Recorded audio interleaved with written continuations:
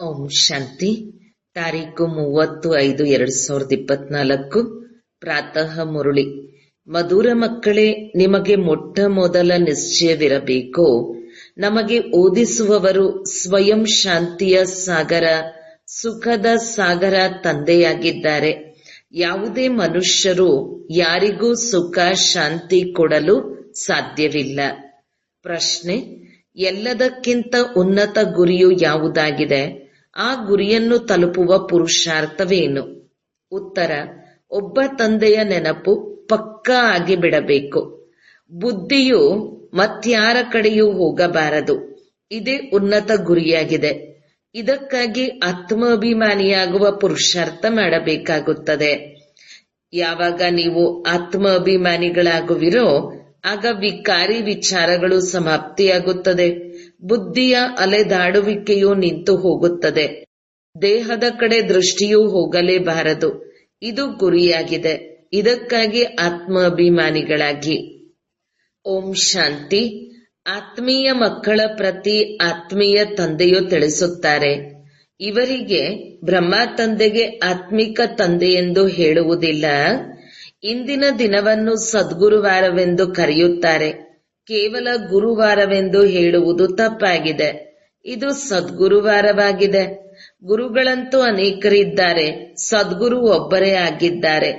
ಅನೇಕರು ತಮ್ಮನ್ನು ಗುರುವೆಂದು ಹೇಳಿಕೊಳ್ಳುತ್ತಾರೆ, ಸದ್ಗುರುವೆಂದು ಹೇಳುತ್ತಾರೆ. ಈಗ ನೀವು ಮಕ್ಕಳು ತಿಳಿದುಕೊಂಡಿದ್ದೀರಿ, ಗುರು ಮತ್ತು ಸದ್ಗುರುವಿನಲ್ಲಿ ಅಂತರವಿದೆ. ಸತ್ ಎಂದರೆ ಸತ್ಯ. ಸತ್ಯವೆಂದು ಒಬ್ಬ ನಿರಾಕಾರ ತಂದೆಗೆ ಹೇಳುತ್ತಾರೆ, ಮನುಷ್ಯರಿಗಲ್ಲ. ಸತ್ಯ ಜ್ಞಾನವನ್ನು ಒಂದೇ ಬಾರಿ ಜ್ಞಾನಸಾಗರ ತಂದೆಯು ಬಂದು ಕೊಡುತ್ತಾರೆ. ಮನುಷ್ಯರು ಮನುಷ್ಯರಿಗೆಂದು ಸತ್ಯ ಜ್ಞಾನವನ್ನು ತಿಳಿಸಲು ಸಾಧ್ಯವಿಲ್ಲ. ಸತ್ಯವು ಒಬ್ಬ ನಿರಾಕಾರ ತಂದೆಯೇ ಆಗಿದ್ದಾರೆ. ಇವರ ಹೆಸರಂತೂ ಬ್ರಹ್ಮ ಆಗಿದೆ. ಇವರು ಯಾರಿಗೂ ಜ್ಞಾನವನ್ನು ಕೊಡಲು ಸಾಧ್ಯವಿಲ್ಲ. ಬ್ರಹ್ಮರವರಲ್ಲಿ ಸ್ವಲ್ಪವೂ ಜ್ಞಾನವಿರಲಿಲ್ಲ. ಈಗಲೂ ಸಹ ತಿಳಿಸುತ್ತೇನೆ, ಇವರಲ್ಲಿ ಪೂರ್ಣ ಜ್ಞಾನವಂತೂ ಇಲ್ಲ. ಸಂಪೂರ್ಣ ಜ್ಞಾನವಂತೂ ಜ್ಞಾನ ಸಾಗರನಾದ ಪರಮಪಿತ ಪರಮಾತ್ಮನಲ್ಲಿಯೇ ಇದೆ. ಅಂದ ಮೇಲೆ ಈಗ ತಮ್ಮನ್ನು ಸದ್ಗುರುವೆಂದು ಕರೆಸಿಕೊಳ್ಳುವಂತಹ ಯೋಗ್ಯ ಮನುಷ್ಯರು ಯಾರೂ ಇಲ್ಲ. ಸದ್ಗುರು ಎಂದರೆ ಸಂಪೂರ್ಣ ಸತ್ಯವಂತರು. ನೀವು ಸತ್ಯವಂತರಾಗಿ ಬಿಡುತ್ತೀರೆಂದರೆ ಮತ್ತೆ ಈ ಶರೀರವು ಇರುವುದಿಲ್ಲ. ಮನುಷ್ಯರಿಗೆಂದು ಸದ್ಗುರುವೆಂದು ಹೇಳಲು ಸಾಧ್ಯವಿಲ್ಲ. ಮನುಷ್ಯರಲ್ಲಿ 1 ಪೈಸೆಯಷ್ಟು ಶಕ್ತಿ ಇಲ್ಲ.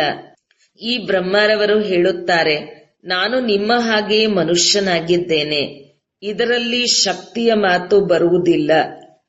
ಇಲ್ಲಂತೂ ತಂದೆಯು ಓದಿಸುತ್ತಾರೆ, ಬ್ರಹ್ಮನಲ್ಲ. ಈ ಬ್ರಹ್ಮರವರು ಸಹ ತಂದೆಯಿಂದಲೇ ಓದಿ ಮತ್ತು ಓದಿಸುತ್ತಾರೆ. ನೀವು ಬ್ರಹ್ಮಕುಮಾರ ಮತ್ತು ಕುಮಾರಿಯರೆಂದು ಕರೆಸಿಕೊಳ್ಳುವವರು ಸಹ ಪರಮಪಿತ ಪರಮಾತ್ಮ ಸದ್ಗುರುವಿನಿಂದ ಓದುತ್ತೀರಿ. ಅವರಿಂದ ನಿಮಗೆ ಶಕ್ತಿಯು ಸಿಗುತ್ತದೆ. ಶಕ್ತಿಯ ಅರ್ಥವೆಂದರೆ ಯಾರಿಗಾದರೂ ಹೊಡೆದರೆ ಅವರು ಬೀಳಬೇಕೆಂದಲ್ಲ. ಇದು ಆತ್ಮೀಯ ಶಕ್ತಿಯಾಗಿದೆ. ಇದು ತಂದೆಯ ಮೂಲಕವೇ ಸಿಗುತ್ತದೆ. ನೀವು ಶಾಂತಿಯನ್ನು ಪಡೆಯುತ್ತೀರಿ ಮತ್ತು ವಿದ್ಯೆಯಿಂದ ನಿಮಗೆ ಸಿಗುತ್ತದೆ. ಹೇಗೆ ಅನ್ಯ ಶಿಕ್ಷಕರು ನಿಮಗೆ ಓದಿಸುತ್ತಾರೆಯೋ ಹಾಗೆಯೇ ತಂದೆಯು ನಿಮಗೆ ಓದಿಸುತ್ತಾರೆ. ಬ್ರಹ್ಮರವರು ಸಹ ಓದುತ್ತಾರೆ, ವಿದ್ಯಾರ್ಥಿಯಾಗಿದ್ದಾರೆ. ದೇಹದಾರಿಗಳೆಲ್ಲರೂ ವಿದ್ಯಾರ್ಥಿಗಳಾಗಿದ್ದಾರೆ.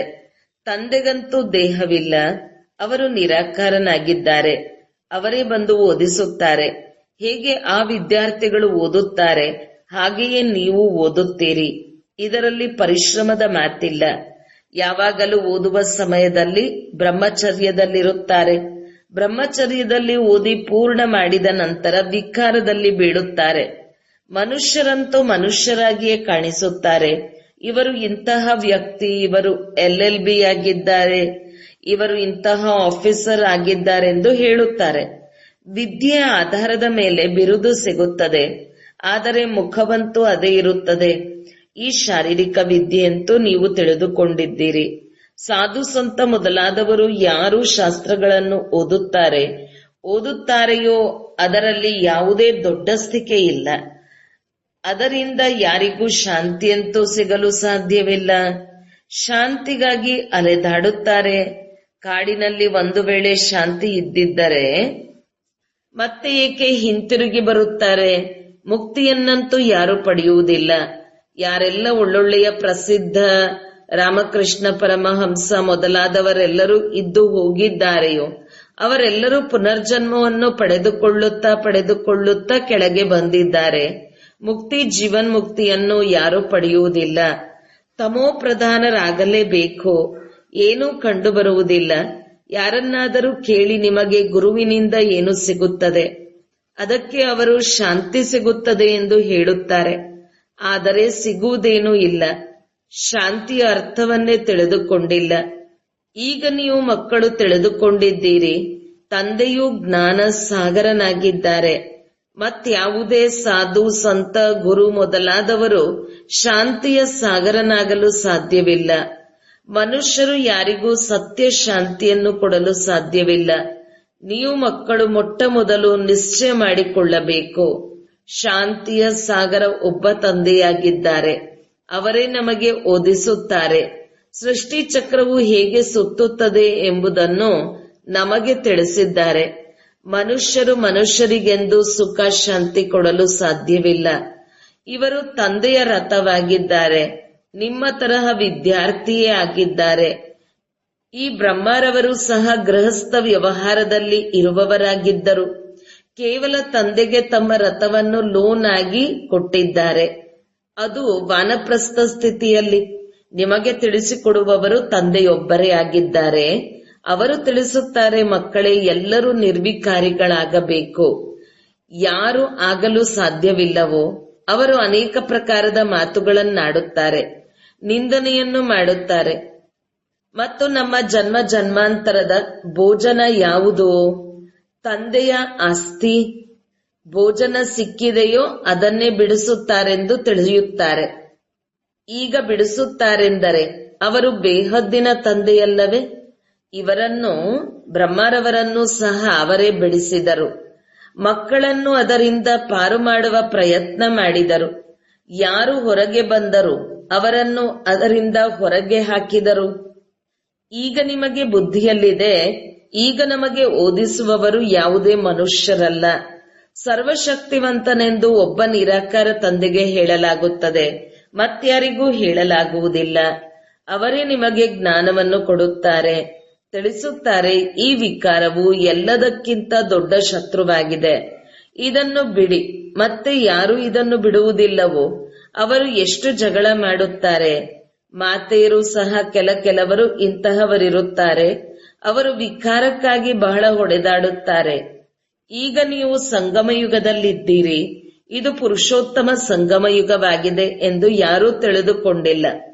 ತಂದೆಯು ಬಹಳ ಚೆನ್ನಾಗಿ ತಿಳಿಸುತ್ತಾರೆ. ಅನೇಕರಿಗೆ ಪೂರ್ಣ ನಿಶ್ಚಯವಿದೆ, ಕೆಲವರಿಗೆ ಅರ್ಧ ನಿಶ್ಚಯ, ಕೆಲವರಿಗೆ 100%, ಕೆಲವರಿಗೆ 10% ಸಹ ಇರುತ್ತದೆ. ಈಗ ಭಗವಂತನು ಶ್ರೀಮತವನ್ನು ಕೊಡುತ್ತಾರೆ. ಮಕ್ಕಳೇ, ನನ್ನನ್ನು ನೆನಪು ಮಾಡಿ. ಇದು ತಂದೆಯ ಅತಿ ದೊಡ್ಡ ಆದೇಶವಾಗಿದೆ. ನಿಶ್ಚಯವಿದ್ದಾಗಲೇ ಆದೇಶ ನೀಡುತ್ತಾರೆ. ಮಕ್ಕಳೇ, ನನ್ನನ್ನು ನೆನಪು ಮಾಡಿ. ಇದು ತಂದೆಯ ಅತಿ ದೊಡ್ಡ ಆದೇಶವಾಗಿದೆ. ನಿಶ್ಚಯವಿದ್ದಾಗಲೇ ಅವರ ಆದೇಶದಂತೆ ನಡೆಯುವರಲ್ಲವೇ? ಆದ್ದರಿಂದ ತಂದೆಯು ಹೇಳುತ್ತಾರೆ, ಮಧುರ ಮಕ್ಕಳೇ, ನೀವು ತಮ್ಮನ್ನು ಆತ್ಮನೆಂದು ತಿಳಿದು ತಂದೆಯನ್ನು ನೆನಪು ಮಾಡಿ. ಈ ಬ್ರಹ್ಮರವರು ನೆನಪು ಮಾಡುತ್ತಾರೆ. ಇವರು ಹೇಳುತ್ತಾರೆ, ಇದನ್ನು ನಾನು ಹೇಳುತ್ತಿಲ್ಲ, ನನ್ನ ಮೂಲಕ ನಿಮಗೆ ಶಿವ ತಂದೆಯು ತಿಳಿಸುತ್ತಾರೆ. ಹೇಗೆ ನೀವು ಮಕ್ಕಳು ಓದುತ್ತೀರೋ ಹಾಗೆಯೇ ಬ್ರಹ್ಮರವರು ಓದುತ್ತಾರೆ. ಎಲ್ಲರೂ ವಿದ್ಯಾರ್ಥಿಗಳಾಗಿದ್ದಾರೆ. ಓದಿಸುವವರು ಒಬ್ಬ ಶಿಕ್ಷಕನಾಗಿದ್ದಾರೆ. ಅಲ್ಲಿ ಎಲ್ಲಾ ಮನುಷ್ಯರು ಓದುತ್ತಾರೆ. ಇಲ್ಲಿ ನಿಮಗೆ ಈಶ್ವರನೇ ಓದಿಸುತ್ತಾರೆ. ನೀವಾತ್ಮರು ಓದುತ್ತೀರಿ ಮತ್ತು ಓದಿಸುತ್ತೀರಿ. ಇದರಲ್ಲಿ ಬಹಳ ಆತ್ಮಾಭಿಮಾನಿಗಳಾಗಬೇಕು. ಬ್ಯಾರಿಸ್ಟರ್, ಎಂಜಿನಿಯರ್ ಆತ್ಮಗಳೇ ಆಗುತ್ತವೆ. ಆತ್ಮಕ್ಕೆ ಈಗ ದೇಹಾಭಿಮಾನವು ಬಂದು ಬಿಟ್ಟಿದೆ. ಆತ್ಮಾಭಿಮಾನಿಗಳಾಗುವ ಬದಲು ದೇಹಾಭಿಮಾನಿ ಆಗಿಬಿಟ್ಟಿದ್ದೀರಿ. ಯಾವಾಗ ಆತ್ಮಾಭಿಮಾನಿಗಳಾಗುತ್ತೀರೋ ಆಗ ವಿಕಾರಿಗಳೆಂದು ಹೇಳುವುದಿಲ್ಲ. ಅವರಿಗೆ ಎಂದೂ ವಿಕಾರಿ ಸಂಕಲ್ಪಗಳು ಬರುವುದಿಲ್ಲ. ದೇಹಾಭಿಮಾನದಿಂದಲೇ ವಿಕಾರಿ ಸಂಕಲ್ಪಗಳು ಬರುತ್ತವೆ. ಮತ್ತೆ ವಿಕಾರಿ ದೃಷ್ಟಿಯಿಂದಲೇ ನೋಡುತ್ತಾರೆ. ದೇವತೆಗಳಿಗೆಂದೂ ವಿಕಾರಿ ದೃಷ್ಟಿ ಇರಲು ಸಾಧ್ಯವಿಲ್ಲ. ಜ್ಞಾನದಿಂದ ಮತ್ತೆ ದೃಷ್ಟಿಯು ಬದಲಾಗುತ್ತದೆ. ಸತ್ಯಯುಗದಲ್ಲಿ ಇಲ್ಲಿನ ರೀತಿ ಪ್ರೀತಿಸುವುದೂ ಇಲ್ಲ, ಹಾಗ ನೃತ್ಯ ಮಾಡುವುದೂ ಇಲ್ಲ. ಅಲ್ಲಿಯೂ ಪ್ರೀತಿ ಮಾಡುತ್ತಾರೆ, ಆದರೆ ವಿಕಾರದ ದುರ್ಗಂಧವಿರುವುದಿಲ್ಲ. ಜನ್ಮ ಜನ್ಮಾಂತರದಿಂದ ವಿಕಾರದಲ್ಲಿ ಹೋಗುವುದರಿಂದ ಆ ನಶೆಯು ಬಹಳ ಶ್ರಮದಿಂದ ಎಳೆಯುತ್ತದೆ. ತಂದೆಯು ನಿರ್ವಿಕಾರಿಗಳನ್ನಾಗಿ ಮಾಡುತ್ತಾರೆ. ಅದರಿಂದ ಕೆಲವು ಮಕ್ಕಳು ಸಂಪೂರ್ಣ ಶಕ್ತಿಶಾಲಿಗಳಾಗಿ ಬಿಡುತ್ತಾರೆ. ನಾವಂತೂ ಪೂರ್ಣ ನಿರ್ವಿಕಾರಿಗಳಾಗಬೇಕು. ನಾವು ಒಂಟಿಯಾಗಿದ್ದೆವು, ಒಂಟಿಯಾಗಿಯೇ ಹೋಗಬೇಕೆಂದು ನಿಶ್ಚಯ ಮಾಡುತ್ತಾರೆ. ಅವರಿಗೆ ಯಾರಾದರೂ ಸ್ವಲ್ಪ ಸ್ಪರ್ಶ ಮಾಡಿದರೂ ಸಹ ಇಷ್ಟವಾಗುವುದಿಲ್ಲ. ಇವರು ನಮ್ಮನ್ನೇಕೆ ಸ್ಪರ್ಶ ಮಾಡುತ್ತಾರೆ? ಇವರಲ್ಲಿ ವಿಕಾರದ ದುರ್ಗಂಧವಿದೆ. ವಿಕಾರಿಗಳು ನಮ್ಮನ್ನು ಸ್ಪರ್ಶಿಸಲು ಬಾರದೆಂದು ಹೇಳುತ್ತಾರೆ. ಈ ಗುರಿಯನ್ನು ತಲುಪಬೇಕು. ದೇಹದ ಕಡೆ ದೃಷ್ಟಿಯೂ ಇಡಬಾರದು. ಆ ಕರ್ಮಾತೀತ ಸ್ಥಿತಿಯನ್ನು ಈಗಲೇ ಮಾಡಿಕೊಳ್ಳಬೇಕು. ಇಲ್ಲಿಯವರೆಗೆ ಕೇವಲ ಆತ್ಮವನ್ನೇ ನೋಡುವಂತ ಸ್ಥಿತಿ ಬಂದಿಲ್ಲ. ಇದೇ ಗುರಿಯಾಗಿದೆ. ತಂದೆಯು ಯಾವಾಗಲೂ ಹೇಳುತ್ತಿರುತ್ತಾರೆ, ಮಕ್ಕಳೇ, ತಮ್ಮನ್ನು ಆತ್ಮವೆಂದು ತಿಳಿಯಿರಿ. ಈ ಶರೀರವು ಒಂದು ವಸ್ತ್ರವಾಗಿದೆ. ಇದರಲ್ಲಿ ನೀವು ಪಾತ್ರ ಮಾಡುವಿರಿ. ಇವರಲ್ಲಿ ಶಕ್ತಿ ಇದೆ ಎಂದು ಕೆಲವರು ಹೇಳುತ್ತಾರೆ, ಆದರೆ ಶಕ್ತಿಯ ಯಾವುದೇ ಮಾತಿಲ್ಲ. ಇದಂತೂ ವಿದ್ಯೆಯಾಗಿದೆ. ಹೇಗೆ ಅನ್ಯರು ಓದುತ್ತಾರೆಯೋ ಹಾಗೆಯೇ ಇವರು ಓದುತ್ತಾರೆ. ಪವಿತ್ರತೆಗಾಗಿ ಎಷ್ಟೊಂದು ತಲೆ ಕೆಡಿಸಿಕೊಳ್ಳಬೇಕಾಗುತ್ತದೆ. ಬಹಳ ಪರಿಶ್ರಮವಿದೆ. ಆದ್ದರಿಂದ ತಂದೆಯು ಹೇಳುತ್ತಾರೆ, ಪರಸ್ಪರ ಆತ್ಮವನ್ನೇ ನೋಡಿ. ಸತ್ಯಯುಗದಲ್ಲಿಯೂ ನೀವು ಆತ್ಮಾಭಿಮಾನಿಯಾಗಿರುತ್ತೀರಿ. ಅಲ್ಲಂತೂ ರಾವಣ ರಾಜ್ಯವೇ ಇರುವುದಿಲ್ಲ, ವಿಕಾರದ ಮಾತಿರುವುದಿಲ್ಲ. ಇಲ್ಲಿ ರಾವಣ ರಾಜ್ಯದಲ್ಲಿ ಎಲ್ಲರೂ ವಿಕಾರಿಗಳಾಗಿದ್ದಾರೆ. ಆದ್ದರಿಂದ ತಂದೆಯು ಬಂದು ನಿರ್ವಿಕಾರಿಗಳನ್ನಾಗಿ ಮಾಡುತ್ತಾರೆ. ಆಗದಿದ್ದರೆ ಶಿಕ್ಷೆಗಳನ್ನು ಅನುಭವಿಸಬೇಕಾಗುತ್ತದೆ. ಆತ್ಮವು ಪವಿತ್ರವಾಗದ ವಿನಃ ಮೇಲೆ ಹೋಗಲು ಸಾಧ್ಯವಿಲ್ಲ. ಎಲ್ಲಾ ಲೆಕ್ಕಾಚಾರಗಳನ್ನು ಸಮಾಪ್ತಿ ಮಾಡಬೇಕಾಗುತ್ತದೆ. ಆದರೂ ಪದವಿಯು ಕಡಿಮೆಯಾಗುತ್ತದೆ. ಈಗ ರಾಜಧಾನಿಯು ಸ್ಥಾಪನೆಯಾಗುತ್ತಿದೆ. ಮಕ್ಕಳಿಗೂ ತಿಳಿದಿದೆ, ಸ್ವರ್ಗದಲ್ಲಿ ಒಂದೇ ಆದಿ ಸನಾತನ ದೇವಿ ದೇವತೆಗಳ ರಾಜ್ಯವಿತ್ತು. ಮೊಟ್ಟ ಮೊದಲು ಅವಶ್ಯಕವಾಗಿ ಒಬ್ಬ ರಾಜ ರಾಣಿಯರಿರುತ್ತಾರೆ. ನಂತರ ರಾಜಧಾನಿಯಾಗುತ್ತದೆ. ಅನೇಕರು ಪ್ರಜೆಗಳಾಗುತ್ತಾರೆ. ಅವರ ಸ್ಥಿತಿಯಲ್ಲಿ ಅಂತರವಾಗುತ್ತದೆ. ಯಾರಿಗೆ ಪೂರ್ಣ ನಿಶ್ಚಯವಿಲ್ಲವೋ ಅವರು ಪೂರ್ಣ ಓದಲು ಸಾಧ್ಯವಿಲ್ಲ, ಪವಿತ್ರವಾಗಲು ಸಾಧ್ಯವಿಲ್ಲ. ಅರ್ಧಕಲ್ಪ ಪತಿತರು ಒಂದು ಜನ್ಮದಲ್ಲಿ 21 ಜನ್ಮಗಳಿಗಾಗಿ ಪಾವನರಾಗುವುದು ಚಿಕ್ಕಮ್ಮನ ಮನೆಯಂತಲ್ಲ. ಮುಖ್ಯವಾದದ್ದು ಕಾಮವಿಕಾರದ ಮಾತಾಗಿದೆ. ಕ್ರೋಧವು ಇಷ್ಟೊಂದಿಲ್ಲ. ಎಲ್ಲಿಯಾದರೂ ಬುದ್ಧಿಯು ಹೋಗುತ್ತದೆ ಎಂದರೆ ಅವಶ್ಯಕವಾಗಿ ತಂದೆಯನ್ನು ನೆನಪು ಮಾಡುವುದಿಲ್ಲ. ತಂದೆಯ ನೆನಪು ಪಕ್ಕ ಆಗಿಬಿಟ್ಟರೆ ನಂತರ ಮತ್ಯಾರ ಕಡೆಯೂ ಬುದ್ಧಿಯೂ ಹೋಗುವುದಿಲ್ಲ. ಬಹಳ ಉನ್ನತ ಗುರಿಯಾಗಿದೆ. ಪವಿತ್ರತೆಯ ಮಾತನ್ನು ಕೇಳಿ ಬೆಂಕಿಯಲ್ಲಿ ಸುಟ್ಟಂತಾಗುತ್ತಾರೆ. ಈ ಮಾತನ್ನು ಎಂದೂ ಯಾರೂ ಹೇಳಿಲ್ಲ. ಯಾವುದೇ ಶಾಸ್ತ್ರಗಳಲ್ಲಿಲ್ಲವೆಂದು ಹೇಳುತ್ತಾರೆ. ಬಹಳ ಕಷ್ಟವೆಂದು ತಿಳಿಯುತ್ತಾರೆ. ಅವರದಂತೂ ನಿವೃತ್ತಿ ಮಾರ್ಗದ ಧರ್ಮವೇ ಬೇರೆಯಾಗಿದೆ. ಅವರು ಪುನರ್ಜನ್ಮವನ್ನು ತೆಗೆದುಕೊಂಡು ಮತ್ತೆ ಸನ್ಯಾಸ ಧರ್ಮದಲ್ಲಿಯೇ ಹೋಗಬೇಕಾಗುತ್ತದೆ. ಅದೇ ಸಂಸ್ಕಾರವನ್ನು ತೆಗೆದುಕೊಂಡು ಹೋಗುತ್ತಾರೆ. ನೀವು ಮನೆ ಮಠವನ್ನು ಬಿಡಬೇಕಾಗಿಲ್ಲ, ಬಲೆ ಮನೆಯಲ್ಲಿಯೇ ಇರಿ. ಅವರಿಗೂ ಸಹ ತಿಳಿಸಿ, ಈಗ ಸಂಗಮ ಯುಗವಾಗಿದೆ. ಪವಿತ್ರರಾಗದೆ ಸತ್ಯಯುಗದಲ್ಲಿ ದೇವತೆಗಳಾಗಲು ಸಾಧ್ಯವಿಲ್ಲ. ಸ್ವಲ್ಪ ಜ್ಞಾನವನ್ನು ಕೇಳಿದರೂ ಸಹ ಅವರು ಪ್ರಜೆಗಳಾಗುತ್ತಾರೆ. ಪ್ರಜೆಗಳಂತೂ ಅನೇಕರಿರುತ್ತಾರಲ್ಲವೇ? ಸತ್ಯಯುಗದಲ್ಲಿ ಮಂತ್ರಿಗಳೂ ಇರುವುದಿಲ್ಲ. ಏಕೆಂದರೆ ತಂದೆಯು ಸಂಪೂರ್ಣ ಜ್ಞಾನಿಗಳನ್ನಾಗಿ ಮಾಡಿಬಿಡುತ್ತಾರೆ. ಅಜ್ಞಾನಿಗಳಿಗೆ ಮಂತ್ರಿಗಳು ಬೇಕಾಗುತ್ತದೆ. ಈ ಸಮಯದಲ್ಲಿ ನೋಡಿ, ಒಬ್ಬರು ಇನ್ನೊಬ್ಬರನ್ನು ಹೇಗೆ ಸಾಯಿಸುತ್ತಾರೆ. ಶತ್ರುತ್ವದ ಸ್ವಭಾವವು ಎಷ್ಟು ಕಠಿಣವಾಗಿದೆ. ಈಗ ನೀವು ತಿಳಿಯುತ್ತೀರಿ, ನಾವು ಈ ಹಳೆಯ ಶರೀರವನ್ನು ಬಿಟ್ಟು ಹೋಗಿ ಇನ್ನೊಂದು ಶರೀರವನ್ನು ಪಡೆದುಕೊಳ್ಳುತ್ತೇವೆ. ಇದ್ಯಾವುದೇ ದೊಡ್ಡ ಮಾತೇನು? ಅವರು ದುಃಖದಿಂದ ಸಾಯುತ್ತಾರೆ. ನೀವು ಸುಖದಿಂದ ತಂದೆಯ ಮನೆಗೆ ಹೋಗಬೇಕು. ತಂದೆಯಾದ ನನ್ನನ್ನು ಎಷ್ಟು ನೆನಪು ಮಾಡುತ್ತೀರೋ ಅಷ್ಟು ಮತ್ತೆಲ್ಲರನ್ನೂ ಮರೆತು ಹೋಗುತ್ತೀರಿ. ಯಾರಿಗೂ ನೆನಪಿರುವುದಿಲ್ಲ. ಆದರೆ ಪೂರ್ಣ ನಿಶ್ಚಯವಿದ್ದಾಗಲೇ ಈ ಸ್ಥಿತಿಯು ಬರುತ್ತದೆ. ನಿಶ್ಚಯವಿಲ್ಲದಿದ್ದರೆ ನೆನಪು ಸಹ ನಿಲ್ಲುವುದಿಲ್ಲ. ಕೇವಲ ಹೆಸರಿಗೆ ಮಾತ್ರ ಹೇಳುತ್ತಾರೆ. ನಿಶ್ಚಯವೇ ಇಲ್ಲದಿದ್ದರೆ ನೆನಪೆಲ್ಲಿ ಮಾಡುತ್ತೀರಿ? ಎಲ್ಲರಿಗೆ ಒಂದೇ ರೀತಿಯಾದ ನಿಶ್ಚಯವಂತೂ ಇರುವುದಿಲ್ಲ. ಮಾಯೆಯು ನಿಶ್ಚಯ ದೂರ ಮಾಡಿಬಿಡುತ್ತದೆ. ಹೇಗಿದ್ದವರು ಹಾಗೆಯೇ ಆಗಿಬಿಡುತ್ತಾರೆ. ಮೊಟ್ಟ ಮೊದಲಂತೂ ತಂದೆಯಲ್ಲಿ ನಿಶ್ಚಯ ಬೇಕು. ಇವರು ತಂದೆಯಲ್ಲವೆಂದು ಸಂಶಯವಿರುತ್ತದೆ. ಬೇಹದ್ದಿನ ತಂದೆಯೇ ಜ್ಞಾನವನ್ನು ಕೊಡುತ್ತಾರೆ. ಈ ಬ್ರಹ್ಮರವರು ಹೇಳುತ್ತಾರೆ, ನಾನು ಸೃಷ್ಟಿಯ ರಚಯಿತ ಮತ್ತು ರಚನೆಯನ್ನು ತಿಳಿದುಕೊಂಡಿರಲಿಲ್ಲ. ನನಗೆ ಯಾರಾದರೂ ತಿಳಿಸಿರಬೇಕಲ್ಲವೇ? ನಾನು 12 ಮಂದಿ ಗುರುಗಳನ್ನು ಮಾಡಿಕೊಂಡೆನು. ಅವರೆಲ್ಲರನ್ನೂ ಬಿಡಬೇಕಾಯಿತು. ಯಾವುದೇ ಗುರುಗಳು ಜ್ಞಾನವನ್ನು ಕೊಡಲಿಲ್ಲ. ಆಕಸ್ಮಿಕವಾಗಿ ಸದ್ಗುರುವು ಬಂದು ಪ್ರವೇಶ ಮಾಡಿದರು. ಏನಾಗಬೇಕಾಗಿದೆಯೋ ಗೊತ್ತಿಲ್ಲ ಎಂದುಕೊಂಡೆನು. ಅರ್ಜುನನಿಗೆ ಸಾಕ್ಷಾತ್ಕಾರ ಮಾಡಿಸಿದರೆಂದು ಗೀತೆಯಲ್ಲಿಯೂ ಇದೆಯಲ್ಲವೇ? ಅರ್ಜುನನ ಮಾತಿಲ್ಲ. ಇವರಂತೂ ರಥವಾಗಿದ್ದಾರಲ್ಲವೇ? ಇವರೂ ಸಹ ಮೊದಲು ಗೀತೆಯನ್ನು ಓದುತ್ತಿದ್ದರು. ತಂದೆಯು ಪ್ರವೇಶ ಮಾಡಿದರು, ಸಾಕ್ಷಾತ್ಕಾರ ಮಾಡಿದರು. ಈ ತಂದೆಯೇ ಜ್ಞಾನ ಕೊಡುವವರಾಗಿದ್ದಾರೆ ಎಂದು ತಿಳಿದಾಗ ಆ ಗೀತೆಯನ್ನು ಬಿಟ್ಟು ಬಿಟ್ಟರು. ತಂದೆಯು ಜ್ಞಾನ ಸಾಗರನಾಗಿದ್ದಾರೆ. ನಮಗೆ ಅವರು ತಿಳಿಸುತ್ತಾರಲ್ಲವೇ? ಗೀತೆಯು ತಾಯಿಯಾಗಿದೆ. ಅವರು ತಂದೆಯೇ ಆಗಿದ್ದಾರೆ. ಯಾರಿಗೆ ತ್ವಮೇವ ಮಾತಾಶ್ಚ ಪಿತಾ ಎಂದು ಹೇಳುತ್ತೇವೆ. ಅವರು ರಚನೆಯನ್ನು ರಚಿಸುತ್ತಾರೆ, ದತ್ತು ಮಾಡಿಕೊಳ್ಳುತ್ತಾರಲ್ಲವೇ?